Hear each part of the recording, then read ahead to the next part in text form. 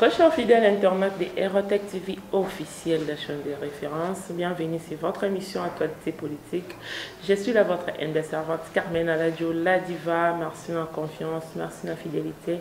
Kandina Lubarake, abonnez-vous sur Aérotech, beaucoup de précision, n'a pas de détails. Là, je dis bonsoir à mon papa Jean-Pierre KBA, bonsoir à toi. Merci à vous, mais c'est gentil, Maïmbina Plateau, nous juste solo. C'est l'actualité politique. Bonjour, monsieur gentil. Bonjour, Carmen. Bonne santé. En forme. En forme, oui, en forme. Hein? Ok.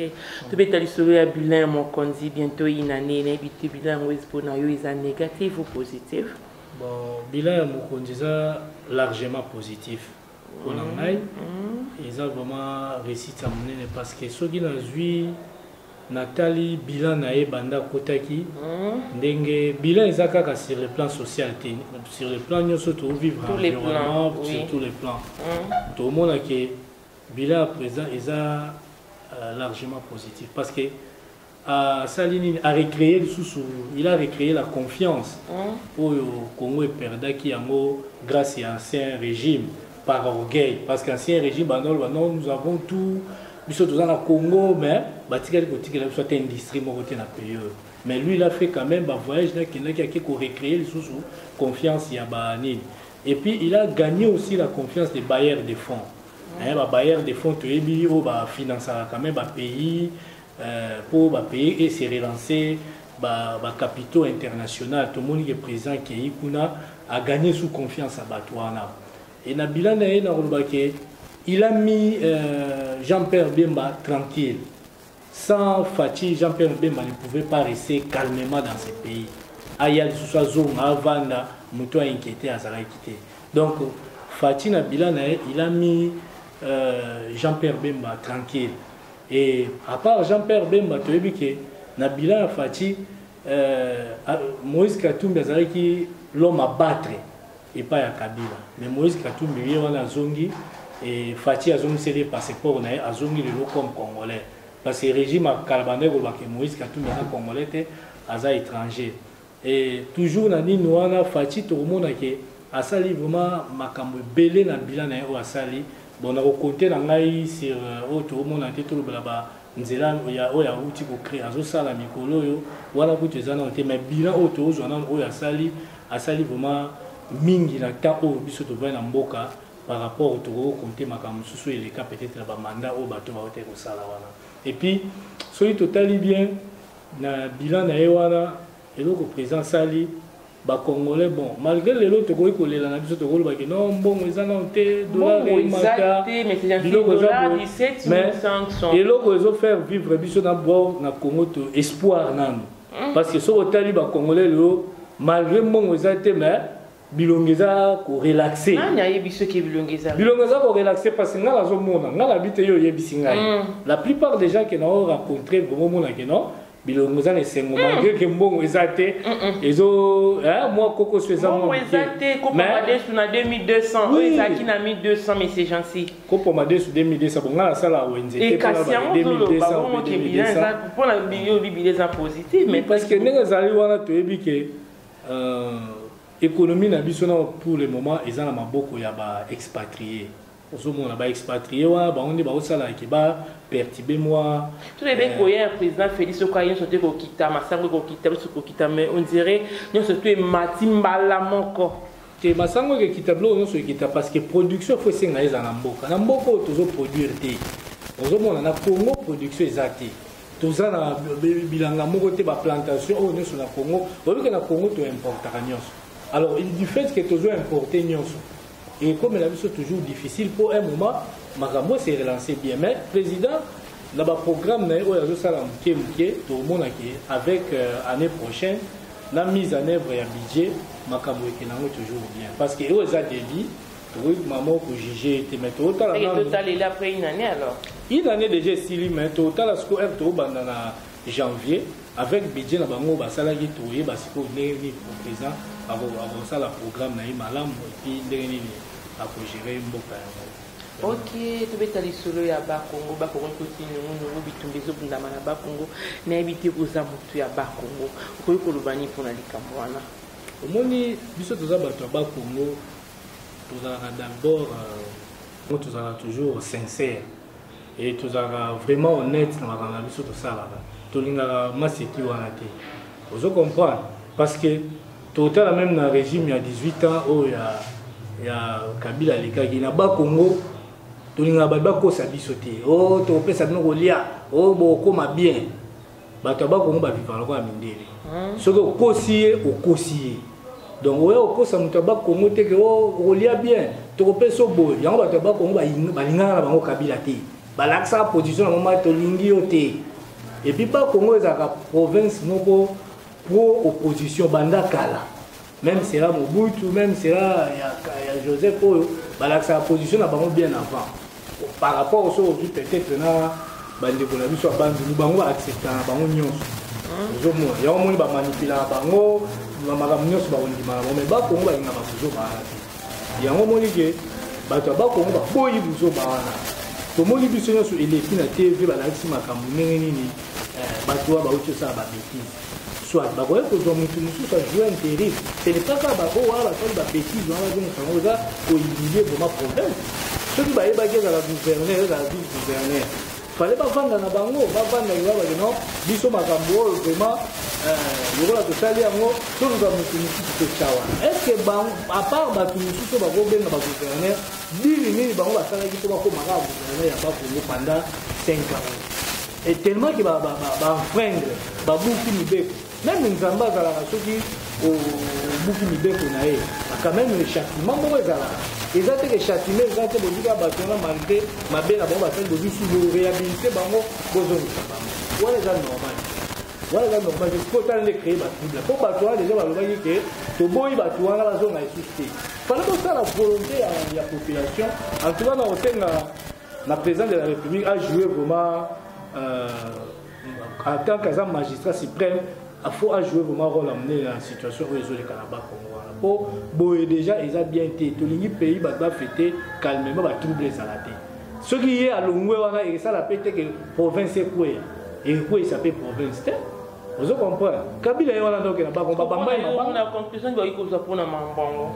Non, on a vu que si le président magistrat suprême Yamboka a pris sa décision, et Ramoni est parti au majoritaire, c'est que la après que le Kamutumusou, on a remplacé un intérimaire pendant un temps. En attendant, on a la dossier. Si on a la zone, on va faire moins sur la zone, c'est annuler le dossier. Si on a moins sur la condamné. Donc c'est que on va aller des dépravation de mers, des réseaux sociaux,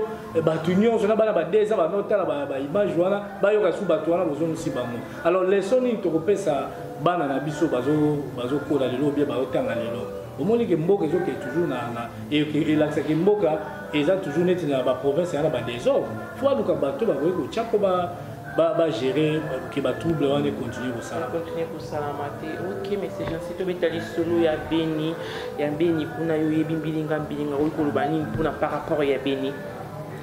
Bon par rapport ya Beni situation ya est wana il y a une situation, il y a de manger à boire. Donc, situation les cas, na est on a bazolé la mbong bazar, ba feriste bazar. Vous comprenez? Ils ont ba multinationaux, ils ont ba banani, ba continue biso pa mboka ba makambo ba guerre wana parce que na rapport il y a mapping 2013-14. Il y a certains généraux bazali na Congo ba sitaka bango ke bazo sala bo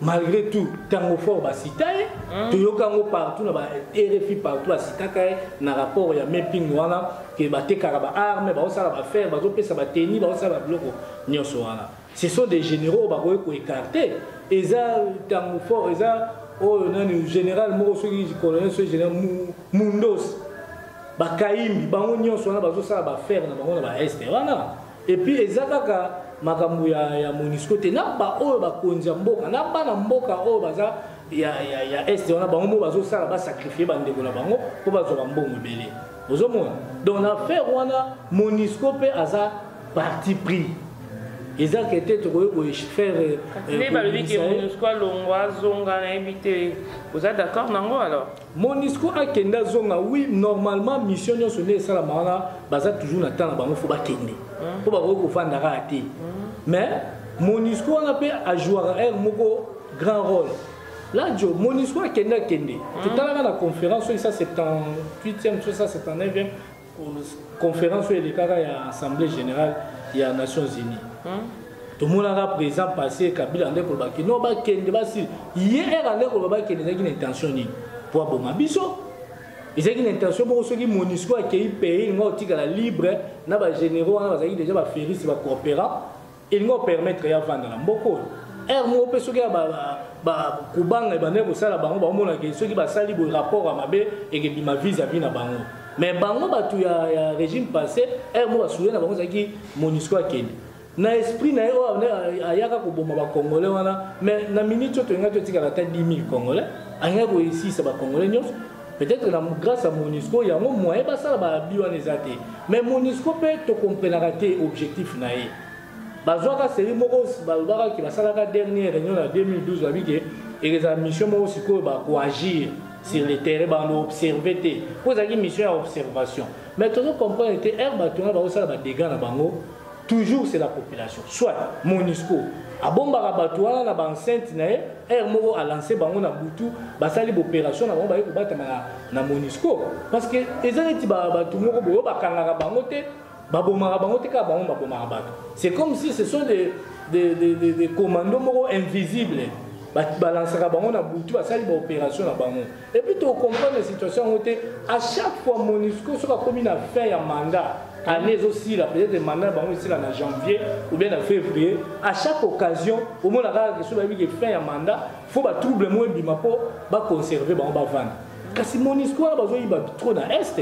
Les minéraux mingezo bimezo kene yo kasi Rwanda lelo a comme pays organisé pays grâce à Congo pour azoyi ba biloko wana il y avait un certain colonel mo na kutanaka na à la formation na Angola ayebsingai mon frère au moni guerre à est mukolo mo batindaka biso na est wana tout mona grand camion ya MONUSCO ba UN ezokota so colonel mo azaki wana bi non mais tu vois le Rwanda normalement faut te fier MONUSCO boy si il y a ça les gars ceux qui nous ont même ça là ni ake abinga na pesi ordre ba fongola ba bash oyo ba yo zotina yo nani soko sali bon to benga na kin donc qui na zakarele na batuana si vous avez semblant, ils sont à Aurélie, na MONUSCO, na bateau, bazanaki.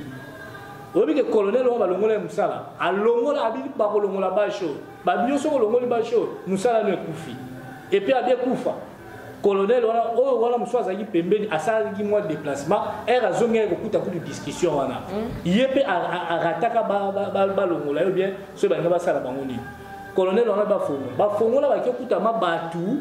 Bavanda bangunja bakoka bafinika bango babashi batwana bauti wana bakina donc bauti Rwanda bakota Congo donc ce sont des combattants des militaires pour ba osala ba buzo bana bango wana yango bazo silika trop c'est trop hein quand même mission boyaki bobo makana bino pe lo côté donc mission to yo comprendre ça mission mo ya ba faire ba osala ba faire na bango mais pour le moment oui ba kopesa bango tambo peut-être ça là c'est un temps à 6 mois bataille la paix bango bango que ça la une année 2 ans ceux qui 6 mois ça li bien tout le monde a contrat sur les cara c'est bango mais bango bazaka sur moi que mandat la comme na suka ba créer ba trouble on dirait chaque secrétaire général alaka et il y a MONUSCO wana o batinda ka ba représenter on dirait bazaka ba copie la ba envoie ici bango ba créer guerre ils continuer toujours et puis guerre on les a toujours na ba congolais peuvent tous ça complice ba journaliste qui ba généraux ming ba sitara ba on a rapport mo mapping ya Nations Unies. Oui, par rapport à Peso Tambola et autres réseaux sociaux qui il y en a 4 généraux ba lingi ba sala coup d'état na président Félix. Ba meka coup d'état ba sala. Na na ba meka. Parce qu'on est dans ba meka bon. Ba meka ko sala loko ba zo linga ko sala. Kasi po bango ba linga ko sala coup d'état on a pour nani. Ba meka ko sala.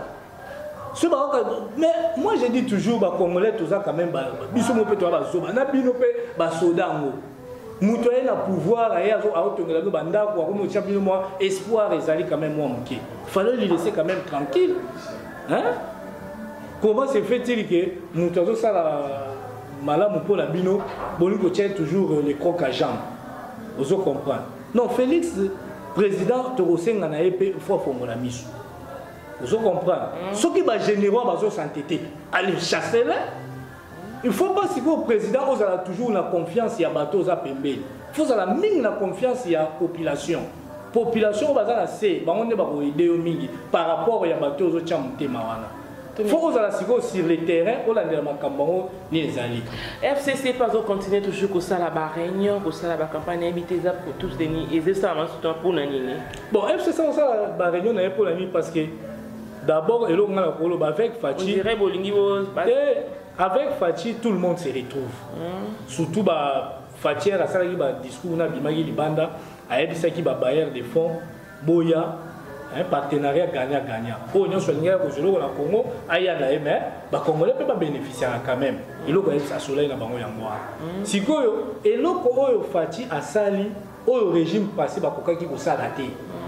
Vous comprenez? Fachi et asali musala moko noble autre ba yemo ka kendaki akutani na ba président oyo ba président oyo ba pays oyo toyebi ke oyo ya minene wana soki tozwi neti lelo ba pays neti oyo bazalaka na droit de veto oyo ba décideur ya monde toyebi akutanaki premièrement na Trump aza président pamba te toyebi ke Trump ba Kagame oyo bakendaki bango nyonso na ba Museveni oyo achasaki ba président africain baswaki Kagame ba Museveni baswaki te ko poussa ne pas à Trump Trump ayebisaki Kagame ni na bi bango nyonso bayaki wana na Maison Blanche ye palati cravate aye ayebisi bango siko boye kosala ni na Maison Blanche alobi ayebisi Kagame abattoir oyo bino kosala na Congo wana bozo boma batu na Afrique lokola ba nyama siko ngana benga bino nani boza ba nyama Trump achasaki bango mais président Félix akenda kokutana quand même na Trump. Information mo peut-être zaki filtré. Ndenge zaki na kalabauti na ministre des Affaires étrangères ba pesi ba mbongo ba conseiller wana bazo bimisa information. Deuxièmement président aki okutana na nani na oyo ya Russie oyo nani Poutine. Omonika ndé ba yambaki président na Russie. Et puis troisièmement aki okutana na Macron oyo ya France. Yo monika France de l'eau à partir ya rencontre ya président na Macron. Ndenge RFI échanger même langage dans pour RFI ils toujours contre le président Fachi. À quel coup tu as Angela Merkel donc 4 pays ou 5 pays dans le droit de veto. États-Unis, France, Allemagne, la Chine, la Russie. Donc il y a déjà 4 pays où on va décider du monde. Et puis quand on a Angela Merkel qui a très bien avec le président de la République à atteindre l'objectif. Et puis Angela Merkel en Allemagne, le président de la République. Or, grâce à la président voyage en Allemagne, le président allemand a handicapé. Pour le président allemand a handicapé, Angela Merkel a joué le rôle. Angela Merkel est puissant en Allemagne, il est président de la République. Quand on a décidé, il y a un peu de FCC mal à l'aise. Comme la bilobela, bakende boyote, biso na 2023 tokozonga, biso tokosala boy. Pour la banque, bossa pour marketing, il y a bango, bossa propagande na bango. Oui, propagande na bango ça problème, c'est ba libre au postuler sont des Congolais, ils sont libres à postuler. Na ndenge balingi kasi so ba postuler baluki mutu na bango 2023 à postuler. Et ça na ba bête parce que ça parti na bango de bazo sala bon. Mais ceux qui bazo tenir kaka compte na mutu na bango oya longwa qui présent na bango auto longwa so autorité yem ta kozonga la bazo et ça makambu na bango. Et ça makambu na bango oui, bien bon. Oui. Et ça makambu na bango ba sala so balingi ba bimisa mutu na bango kuna eza problème te. Mais na de bako sala te ko so makambu ya Kabila. Ba so makambu Kabila na 2023 wana biso to boyi yango. To boyi makambu wana donc ndenge za wana eloka nga na ngalo bake président vraiment faut azala toujours prudent to traverser moment très critique il y a décembre oyo faut renforcer sécurité na il faut chaque fois faire ça là et puis aza na confiance ba généraux wana nyo sauté aza na confiance ba ngote po bango ba olinga pays et ba monique avec obi que là jo pays to za libéré spirituellement mais ba congolais to comprendre té to za ki okola na prison ya ba occidentaux vous comprenez ba occidentaux ba linga ki ba congolais pour la première fois ba occidentaux ils ont accepté que un fils du pays aza populaire. Yo moni ba occidentaux ba pesa ka pouvoir et pas mutu aza populaire. Ba pesa ka ba tout aza ba impopulaire o obéir na ba ordre na bango. Ba criminel, ba assassinat wala ba pesa opportunité. Mais avec Fati tout le monde qui tous a libéré spirituellement biso ba congolais mais tous en a guerre froide. Combat ils en ont makasi. Aux hommes ati ba bilo ba changement climatique, ba bilo ça combat ils en makasi. Donc mais spirituellement on nous a libérés. Bah, vu pouvoir basé sur la boko ya muto azali populaire na boko. Vous comprenez? Donc il y a un au sein na président vraiment face à la très prudent dans la situation auto traverser Mikolo. Aza sur la confiance à mututé. Et puis bah voyage na fois y bandenge nini ya ko retracer ngo. Oh nyo sur la sala biso meto za na 7. Total la bango. Donc président a s'inquiété na été. Attends, le ministre FCC, on a besoin de saboter, on négliger, mais à comment travailler sur le terrain. Il doit utiliser maintenant la population pour la population et ils ont moyen pour vivre dans le Mboka. Qui a la ministre, parce que le ministre, on va aussi le côté. Tout le monde ministre de l'agriculture, jamais ministre de l'agriculture a cause ou avion qui est dans la bas Congo, n'a la production ni les Arabes Congo, n'a qui est dans telle province, il y a un mécanisme, mais pour la bango et donc le président doit descendre sur le terrain à faire travailler la population. Il a beaucoup confiance dans la population. Pour la population, ça la survie pendant 5 ans. Ok, M. Jean-Cy Touchité, invitez mot de la fin sur la mot de la fin, le président face à la président, bon, tu as vu que déjà Pentagone va signaler qu'il va vraiment préoccupé pour la situation au Congo, à traverser les lots. Mais pour la bango d'abord, il y a un effort pour la sécurité du président. Donc, Pentagone déjà a yebi ce qu'ils sont en train de faire pour la survie ou bien la sécurité du président, ils sont toujours malades. Oui, FCC qui est la bango, ça la réunion la bango parce que d'habitude, ça la réunion la bango. Mais c'est que tu vois ça bango que na bato qui est la bango, telle humiliation basibisa qui na na nini bozo kende ko bumbela mwa mutu moko boye bozo mumbela mais lelo ngala bisa so ki mboka Chine la Chine fuit la Chine.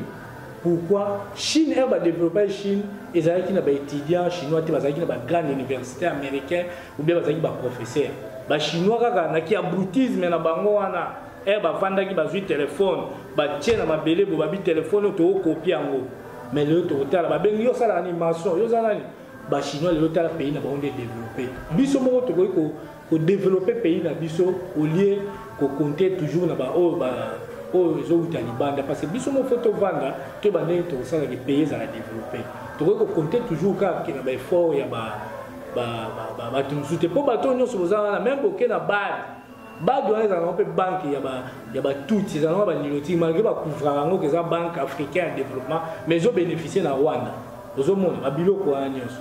Donc, il y a un moment où c'est la présidence et mon nez voyager au lieu de ministre des Affaires étrangères. Pour le ministre des Affaires étrangères, ça est le côté. Tout le monde qui est même dans le régime, il y a Kabila, Batindara Reimochi Banda la COP 21 ou conférence de Salama na Rwanda, où il y a des Japonais à Tikad. Mais tu regardes au côté de kit au Congo, Congo zalaki na mutu avanda ki te Chibanda nya kota yebi yango azoka nga soka azoka.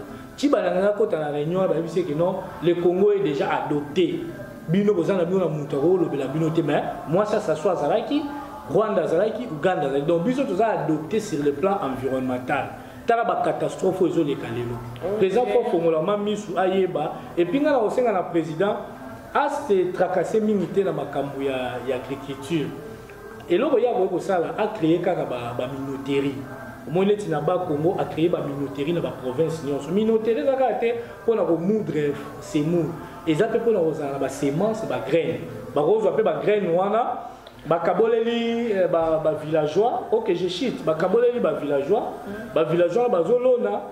na fait il y a récolte ba kozwa graine ba masango na bango bazoke tekela ngo l'état et ba tekela masango na bango gouvernement ozwa masango na zo moudre azoteka ngo na prix moko trop bas ndenge za na Zambie gouvernement pas na ba agriculture azapela ba plantation na mais après ça rappelle ba moyen na ba agriculteur ou bien na ba bateau bazuneti ba papa honnête ba sali net ba zui retraite na bango gouvernement au pesa bango mbongo basala ba bilanga ali ba bilanga na bango ba okende kotekela ka gouvernement elle azo nika ba masango wala aoteka ngo na ville prix voilà ce que le président peut faire au monde que pays mobile. Ok, donc ça, la mission, et puis ça aide, puis ça aide malam, ou vous avez dit, bon, que soit ça va bien. Là, que vous avez qui n'a mis, c'est gens si maintenant là-bas, propos, il y a mis, c'est gens si maintenant, il y a un barré proche, tout barrément, donc c'est à la rawa, nous commis tous les ans, qu'on a pour répondre à nous là. Je dis merci à toute l'équipe technique. Je vois mon papa Jean-Paul, merci à toi, merci à mon caméraman privé, Jonathan Sanga, merci à mon réalisateur Andy Lumisa. Quant à moi, Carmen Aladjo, on se voit sur un nouveau numéro. Bye bye.